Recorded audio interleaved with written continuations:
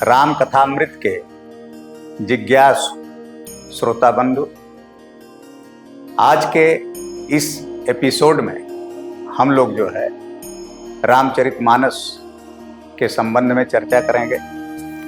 रामचरितमानस नाम क्यों पड़ा, इसके हम लोग 2 पूर्व एपिसोड कर चुके हैं। पहले एपिसोड में हम लोगों ने सुना कि राम, चूंकि शिव जी ने इस मानस की रचना अपने हृदय में किया था, इसलिए इसका नाम जो है मानस पड़ा।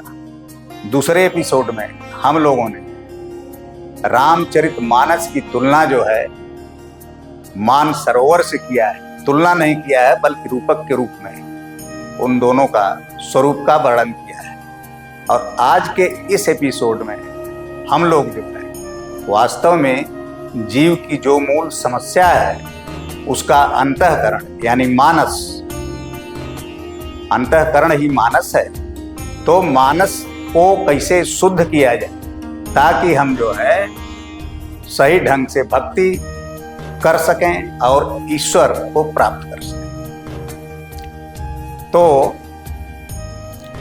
कहा गया है कि व्यापक ब्रह्म एक अविनाशी, सत चेतन घन आनंद राशि, अस प्रभु हृदय अछत अविकारी, सकल जीव जग दीन दुखारी। यानी ईश्वर, निर्गुण ईश्वर जो व्यापक है, सच्चिदानंद है, वह ईश्वर जो है निरीह है, कोई इच्छा नहीं करता है और वह सबके हृदय में जो है निवास करता है। तो ऐसा ईश्वर जो सत चित और आनंद घन है, हम लोगों के हृदय में निवास करे और हम लोग जो है दुखी रहे, तो बात कुछ समझ में नहीं आती है। जीव का वर्णन करते हुए भी कहा गया कि ईश्वर अंश जीव अविनाशी, चेतन अमल सहज सुख राशि। यानी जीव जो है वह भी ईश्वर का अंश है, वह भी चेतन है, अमल है और सुख की राशि। लेकिन व्यवहार में देखा जाता है हम जो है हमेशा जीव को जो है मृत्यु का डर सताता रहता है। दूसरी समस्या है वह आनंद का धन होते हुए हमेशा दुखी रहता है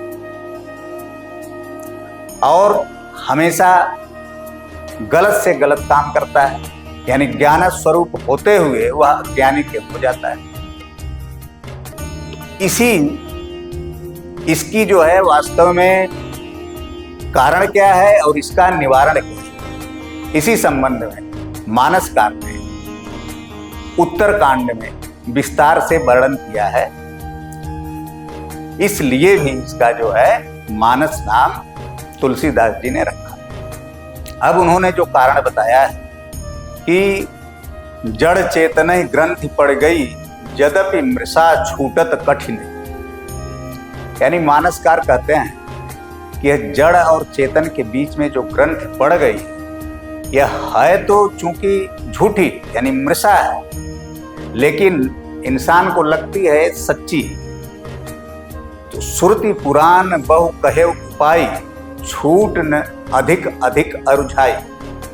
हमारे वेद पुराण शास्त्र इस चिद और जो है जड़ ग्रंथ को तोड़ने के लिए या उसको छूटने के लिए नाना प्रकार के उपाय बताए, जैसे सत्कर्म बताए हैं, जप बताए हैं, दान बताए हैं, तप बताए हैं, योग बताए हैं, उपासना बताए हैं। तो ये सब नाना प्रकार के उपाय होते हुए भी जब इंसान यह उपाय करता है तो भी यह चिद जड़ ग्रंथ जो है वो छूटती नहीं है, बल्कि अधिक से अधिक जो है उलझती जाती है। इसका कारण क्या है? इसका कारण यह है कि जैसे हमें किसी पात्र में दूध को रखना है, तो पात्र जब तक शुद्ध नहीं होगा तब तक, यानी पात्र में अगर खटाई लगी हुई मिली हुई है, रखी हुई है पहले से, और उसमें हम दूध रख रहे हैं तो दूध जो है फट जाएगा। इसी तरह से हमारा जो अंतःकरण चतुष्टय है, यानी मन, बुद्धि, चित्त, अहंकार, अगर यह अंतःकरण शुद्ध नहीं है, इसमें काम, क्रोध, लोभ, मोह, मद, मत्सर, छल, कपट, यह सब विकार जिनको वासना कहते हैं, ये वासना जब तक दूर नहीं होगी तब तक हम कितना भी पुरुषार्थ कर लें, कितना भी सत्कर्म कर लें, कितना भी उपासना कर लें, कितना भी योग क्रिया कर लें, हमारा अंतःकरण शुद्ध होगा, न हमारी भक्ति शुद्ध होगी, न हमारा ज्ञान शुद्ध होगा। तो इसी के लिए मानसकार कहते हैं कि इसमें सबसे बड़ी समस्या ये है कि हम में से प्रत्येक व्यक्ति जो है मानस रोगी है, यानी किसी का अंतःकरण शुद्ध नहीं है। मानस रोग की सबसे बड़ी विशेषता यह है कि शारीरिक रोगों को तो हम समझते हैं कि हमें रोग हुआ है, लेकिन मानसिक रोगी जो है अपने को रोगी समझता नहीं, उसको रोग जो है दूसरे में ही दिखाई देते हैं, अपने मानस रोगों की पहचान नहीं।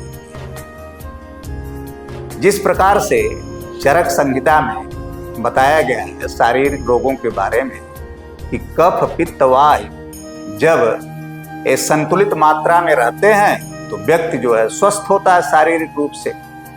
उसी तरह से हमारे जो है अंतःकरण में काम, क्रोध और लोभ जब तक ये नियंत्रित मात्रा में रहते हैं, जब तक इनका उपयोग जो है ईश्वर की प्राप्ति के लिए साधन के रूप में किया जाता है, तब तक तो ये हमारे लिए जो है सहायक होते हैं। लेकिन जब हम इनका उपयोग किसी को सताने के लिए या अपने अहंकार की पुष्टि के लिए करते हैं, तो यह हमारे लिए सत्मार्ग पर चलने के लिए या ईश्वर प्राप्ति में ये सबसे बड़ी बाधा बन जाते हैं। हम करते तो हैं सत्कर्म, लेकिन उससे हम जो है हमारा अभिमान बढ़ जाता है।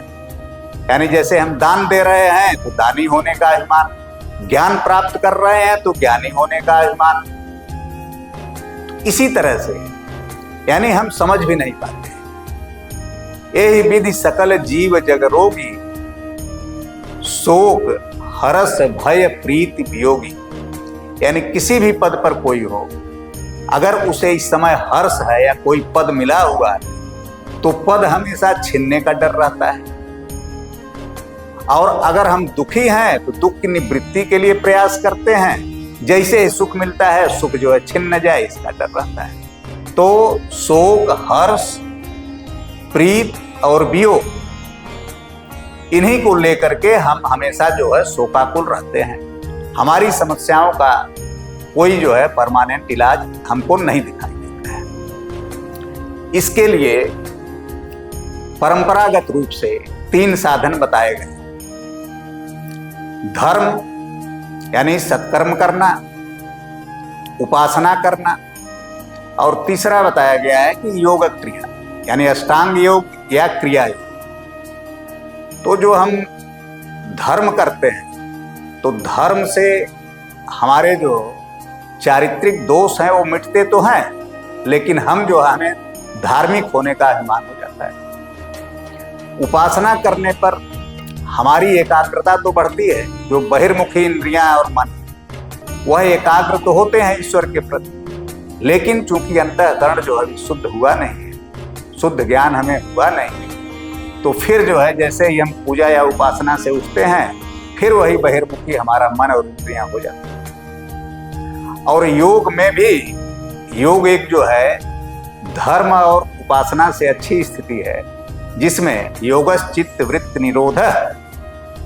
चित्त वृत्तियों का निरोध ही जो है योग है। उसमें हमें विश्राम मिलता है, क्योंकि ये प्रपंच का जो है हम निरोध कर देते हैं। तो विश्राम से हमें जो है विचार करने की शक्ति और जो है पुरुषार्थ करने की शक्ति प्राप्त होती है।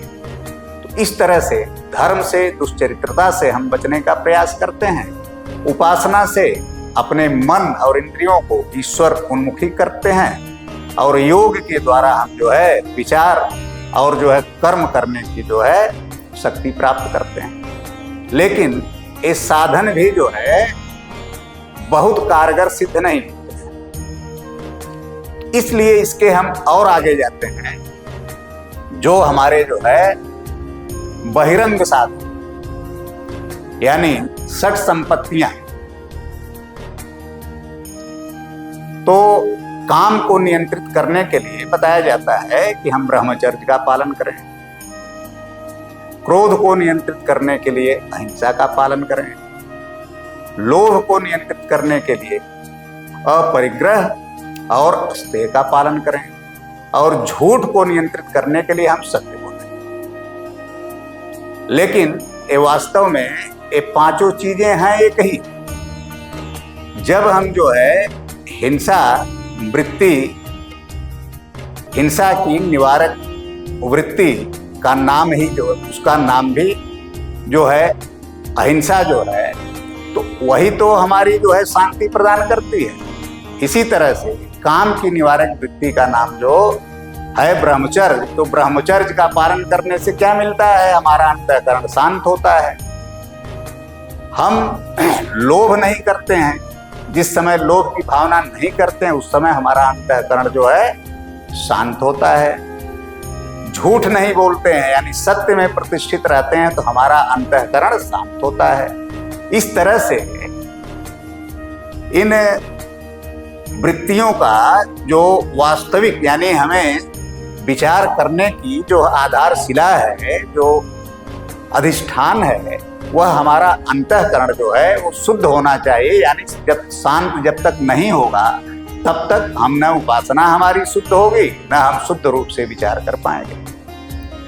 ये हमारे जो है षट संपत्तियां सम, दम, उपरति, तितिक्षा और श्रद्धा और समाधान, यानी अंतःकरण जब हमारा पूरा शुद्ध रूप से वो शांत हो जाता है उसी का नाम है समाधान। तब हम जो है शुद्ध विचार करने की स्थिति में यानी ब्रह्म विचार करने की स्थिति में आते हैं। ये तो हो गए बहिरंग साधन। अब अंतरंग साधन में आता है श्रवण, मनन और निधिध्यासन। यानी जो ईश्वर यानी ब्रह्म जो है उसके बारे में हम उसका श्रवण करें, यानी जब अंतःकरण हमारा शुद्ध हो गया, शांत हो गया, तब हम जो है ब्रह्म का विचार करें, अर्थात तो ब्रह्म जिज्ञासा। तो ऐसी स्थिति में हम श्रवण करेंगे, उसमें जो संशय होगा उसका जो है मनन करके संशय निवृत्ति करेंगे, उसके बाद निधिध्यासन करेंगे हम, यानी एक निर्णय पर जो है पहुंच जाएंगे। तो ये हो गया जो है हमारा आंतरिक साधन या अंतरंग साधन। इसके बाद फिर जो है हमारा जो है साक्षात साधन, यानी जब हमारा ये निश्चय हो गया कि जो उपनिषदों में कहा गया है सत्यम ज्ञानम अनंतम ब्रह्म, उसका निश्चय हो गया कि ब्रह्म जो है सत्य अनंत है और ज्ञान अनंत है और अद्वितीय है। तब उसके बाद आता है कि यानी जीव और ईश्वर यानी जीव और ब्रह्म की एकता का जो वर्णन हमारे जो है उपनिषदों में किया गया है, यानी जिनको ग्रेटर स्टेटमेंट या महावाक्य कहते हैं, तत्त्वमसि, प्रज्ञानम ब्रह्म, अयम आत्मा ब्रह्म, अहम ब्रह्मास्मि। यह जो है जीव और ब्रह्म की एकता को प्रदर्शित करने वाले जो महावाक्य हैं, इन वाक्यों का विचार करते हुए हम जो है द्वैत से जो है अद्वैत की स्थिति में चले जाते हैं। यह जो है साक्षात साधन है, यानी केवल ब्रह्म ही एक तत्व है और उसी में जो कुछ भाषित हो रहा है ब्रह्म ही जो है आश्रय है। उसी में यह प्रपंच, जिस तरह से जीव जो है स्वप्नावस्था में देखता है, एक अलग संसार बना लेता है, उसी तरह से ब्रह्म के लिए जो है जागृत अवस्था में यह प्रपंच जो है स्वप्न मात्र है। तो यह जीव और ब्रह्म के अद्वैता स्थिति यही जो है साक्षात साधन है। इसी के लिए मानसकार ने अपने तरह से इसी को बताया है कि इस ब्रह्माकार वृत्ति को प्राप्त करने के लिए, यानी अद्वैता स्थिति प्राप्त करने के लिए मानसकार कहते हैं सात्विक श्रद्धा धेनु सुहाई, जो हरि कृपा हृदय बसिया। यानी इसका विचार करने के लिए हमको सबसे पहले सात्विक श्रद्धा, हमारे अंदर सात्विक श्रद्धा का उदय होना चाहिए। यहाँ पर सात्विक श्रद्धा का को जो है गाय के रूपक के रूप में प्रस्तुत किया गया है, यानी गाय ही सात्विक श्रद्धा है। अब गाय से हमको दूध जो है निकालना है, तो गाय से दूध निकालने के लिए गाय को हमें हरा चारा देना पड़ेगा। तो जितने हम सत्कर्म करते हैं वही जो है हरा चारा है, और गाय को जिस तरह से रोज चारा देना पड़ेगा, समय से देना पड़ेगा, उसी तरह से सत्कर्म जो है, यानी हम जो है उपासना जो कर रहे हैं, धर्म का कार्य कर रहे हैं, हमको समय से करना पड़ेगा, वही हरा चारा है। तब जो है विश्वास, यानी मन ही अहिर है, मन ही जो है हमारा अहिर है। तब शुद्ध मन जो है उस गाय को जब उससे दूध दूहेगा, तो जो उससे दूध निकलेगा वह जो है अहिंसा का दूध होगा। अब उस अहिंसा के दूध को फिर जो है निष्काम की अग्नि पर जब जो है पकाया जाएगा, तो निष्कामता की अग्नि पर जो है अहिंसा के रूपी दूध को जब पकाया जाएगा, तो उसमें से जो है और ब्रह्म विचार से जब उसको मथा जाएगा, यानी दही जमाने के बाद जब ब्रह्म का विचार करते हुए सत्यम ज्ञानम अनंतम ब्रह्म, इस वृत्ति से उसका मंथन किया जाएगा, तब उसमें से नवनीत यानी मक्खन निकलेगा। वही मक्खन ही जो है वैराग्य है। जो मक्खन निकलेगा तो उसी को वैराग्य से तुलना की गई है कि वही वैराग्य है। लेकिन निष्कामता की अग्नि पर पकाने के बाद भी अभी हमें जो है ब्रह्म प्राप्त नहीं हुआ है। हम देखते हैं जिस तरह से वैराग्यवान लोगों में चिड़चिड़ापन होता है, उनको जो है विरागी होने का बहुत अभिमान होता है। तो अब इसको फिर जो है योगाग्नि की अग्नि पर जलाना पड़ेगा। नवनीत को जो है अब हमको चूंकि बनाना है ज्ञान दीपक, तो मक्खन से तो दीपक जलेगा नहीं, तो उस मक्खन से भी हमको जो है शुद्ध घी निकालना है। अब जो है उसको फिर योगाग्नि, योग की अग्नि पर जब पकाया जाएगा, तो मक्खन में जो खट्टापन होता है, खट्टापन कहीं बाहर से तो आता नहीं है, तो खट्टापन उसी दूध का होता है। तो जब चिड़ चिड़ की आवाज जो है उसमें से खत्म हो जाती है, इसका मतलब कि जो है अब मक्खन का खटास खत्म हो गया है, अब जो है घी शुद्ध हो गया है। उसके बाद उसको ठंडा करके हम घी को जो है सिरा लेते हैं।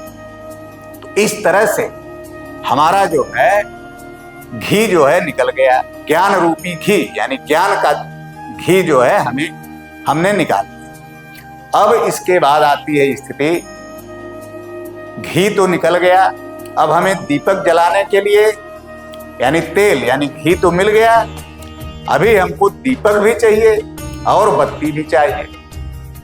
तो अब उसके लिए मानसकार कहते हैं कि तीन ही अवस्था, तीन गुण, यानी सत रज और तम, सत रज और तम से ऊपर उठ करके प्रकृति की जो तीन जो है गुण है, सत्वगुण, रजोगुण और तमोगुण, इनसे हमारा अंतःकरण जब इनसे ऊपर उठ जाएगा और तीन अवस्था यानी जागृत अवस्था, स्वप्न अवस्था और सुषुप्ति अवस्था, इन तीनों अवस्थाओं से ऊपर उठ करके चतुर्थ अवस्था जो है तुरीय अवस्था, मांडुक्य उपनिषद के अनुसार जब उस स्थिति में हम पहुंच जाएंगे, तो उसको चित्त के जो है यानी हमारा जो चित्त है उसी का दीवट बनाकर,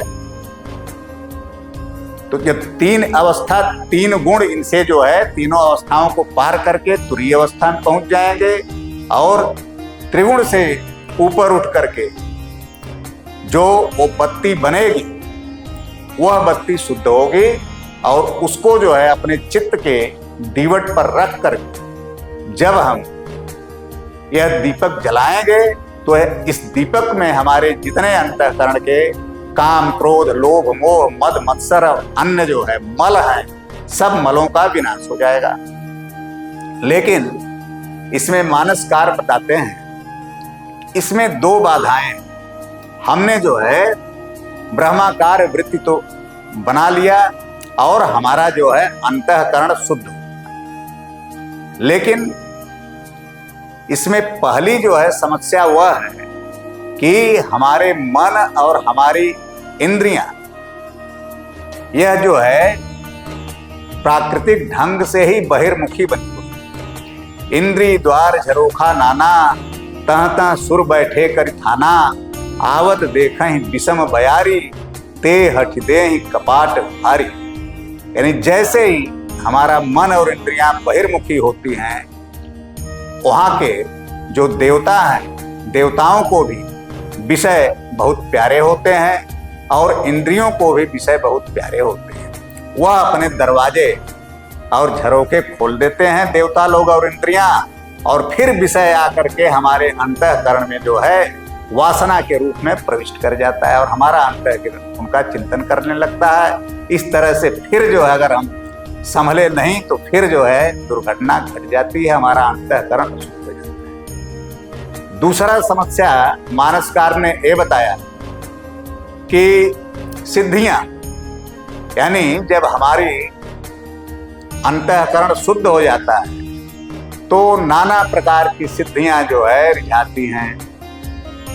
रिद्धि सिद्धि प्रेरई बहु भाई, बुद्धि लोभ दिखावई आई, कल बल छल कह जाहि समीपा, अंचल बात बुझावहि दीपा। रिद्धियां सिद्धियां बुद्धि को यानी ज्ञान को जो है उसके समीप जाती हैं और बार बार जो कहती हैं कि मुझसे मांगो मुझसे मांगो, मैं अभीष्ट दूंगी अभीष्ट दूंगी। तो बुद्धि जो है लालच में अगर पड़ जाती है रिद्धि सिद्धि के चक्कर में, तो फिर जो है वो दूषित और मलिन हो जाती है। तो इस तरह से मानसकार ने कैसे जो है बुद्धि हमारी शुद्ध होती है और शुद्ध होने के बाद भी उसको जो है अनंत काल तक जो है शुद्ध बनाए रखना बहुत भारी चुनौती है। कहत कठिन समुझत कठिन साधत कठिन विवेक, कोई गुणाक्षर न्याय जो तव प्रत्युह अनेक। यानी ज्ञान मार्ग में मानसकार कहते हैं एक तो कहने में बहुत कठिन है, फिर दूसरा जिसको कहा जा रहा है सुनने के बाद उसको समझने में कठिनाई है, और उसके बाद उसको साधक यानी साधना करने में और कठिनाई है। और अगर जो है गुणाक्षर न्याय से किसी तरह से हम जो है अपनी बुद्धि को शुद्ध कर भी लें तो फिर वही जो है इंद्रिय हमारे इंद्रिय और इंद्रियों के देवता यानी मन, वह और रिद्धि सिद्धि जो है उसको जो है चैन से रहने नहीं देती हैं, बार बार वह ललचाती हैं, तो उसके दूषित होने का जो है डर हमेशा बना रहता है। तो फिर जो है मानसकार ने एक दूसरा मार्ग बताया कि भक्ति मार्ग यानी भक्तिमणि, यानी ज्ञान का रूपक दीपक, यानी दीपक से दीपक और ज्ञान को जो है दीपक के रूप में प्रस्तुत किया गया है और भक्ति का स्वरूप मणि की तरह बताया गया है। तो मणि के लिए पावन पर्वत वेद पुराना, राम कथा रुचिराकर नाना, मर्मी सज्जन सुमति कुदारी, ज्ञान विराग नयन गुरगारी। कहा गया है कि पावन पर्वत वेद पुराना, यानी जो पवित्र पर्वत हैं, वेद पुराण ही पवित्र पर्वत, राम कथा रुचिराकर नाना, और राम की जो कथा है नाना प्रकार की, आकर का मतलब खाने हैं, पर्वतों के मतलब जो पहाड़ होते हैं उनमें बड़ी बड़ी जो चट्टानें रहती हैं, उनके अंतराल में बहुत जो है खाने होती हैं, उसमें बहुत रत्न जो है छिपे होते हैं। उसी चीज को बताया जा रहा है, जिस तरह से पर्वतों के बीच जो गैप होता है उसके अंतराल में जो है खजाने और मड़ियां छिपी रहती हैं, उसी तरह से है जो राम कथा है, यह जो है रुचिराकर नाना, यानी इसमें नाना प्रकार की इस खान में जो है मड़ियां छिपी हुई हैं। उसमें जो है ज्ञान भी है, भक्ति भी है, वैराग्य भी है, सब कुछ उसमें, ऐसा कुछ है ही नहीं कि जो एक से एक जो है अमूल्य वस्तुएं उसमें हैं। लेकिन समस्या क्या है, कैसे हम खान जैसे खान से, पर्वतों की खानों से खनिज या बहुमूल्य या अमूल्य धातुएं प्राप्त करना इतना आसान तो है नहीं। उसी तरह से इस राम कथा को बता रहे हैं मानसकार।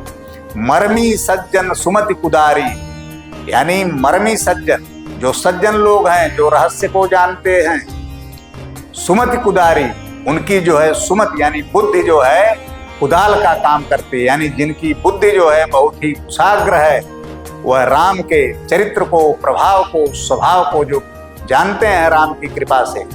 मर्मी सज्जन सुमति कुदारी, ज्ञान विराग नयन पुरगारी, वह जो है उन खानों को ज्ञान और वैराग्य की आंखों से देख लेते हैं। गुरु वंदना के प्रकरण में एक दोहा आया। दोहा अब इस समय तो उठ नहीं रहा है, उसका मतलब यही है कि जो खानों के बीच में या अंतराल में, भूमि के नीचे या पहाड़ों के नीचे या वृक्षों के नीचे जो भी बहुमूल्य रत्न है, उनको जो है साधक जन वह अपनी जो है ज्ञान दृष्टि से देख लेते हैं। तो उनकी ज्ञान की दृष्टि क्या है, गुरु की कृपा से उनकी मतलब कि ज्ञान और वैराग्य की आंखों से देख लेते हैं। तो उसी तरह से मर्मी सज्जन सुमति कुदारी, ज्ञान विराग नयन उर्गारी।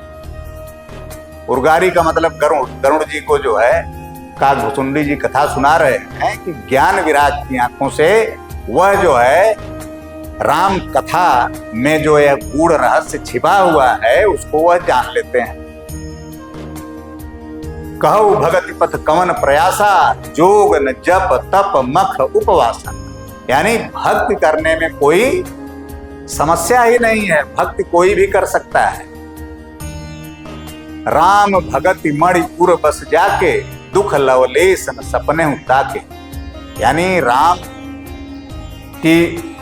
की भक्त की मणि जिसके पास है उसको स्वप्न में भी लवलेश दुख नहीं प्राप्त होगा। यह एक जो है चौपाई तो लिख दी गई, लेकिन समस्या यह है कि जिस तरह से लिखी गई है उतना आसान नहीं है। इसके लिए जो है मानसकार कहते हैं कि हमको निर्मल मन जन सो मोहि पावा, मोहि कपट छल छिद्र न भावा। इसके लिए पहली शर्त है कि हमारा अंतःकरण शुद्ध हो।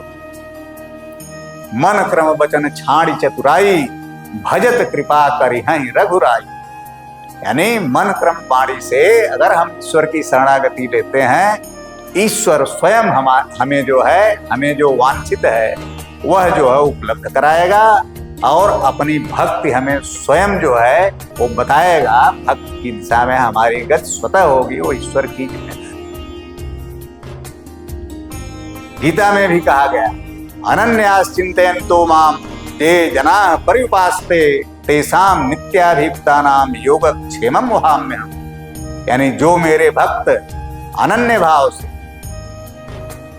हमारी उपासना करते हैं उनके मैं योग और क्षेम का स्वयं वहन करता है। यानी योग का मतलब जो उनके पास सत्कर्म की पूंजी है, उनकी शुद्धता की पूंजी है, चरित्रता की पूंजी है, उसकी मैं क्षेम का मतलब उनके पास जो क्षेम है यानी सच्चरित्र है या सद्गुण है, अच्छे विचार हैं, उनका मैं रक्षा करता हूं। और योग का मतलब उनके लिए जो भी आवश्यक, रोटी कपड़ा मकान, या उनको भक्त की आवश्यकता है या ज्ञान की आवश्यकता है, जिस किसी भी चीज की आवश्यकता है ईश्वर का सानिध्य प्राप्त करने के लिए और उनके पास वह नहीं है, उसका ईश्वर जो है स्वयं वहन करता है।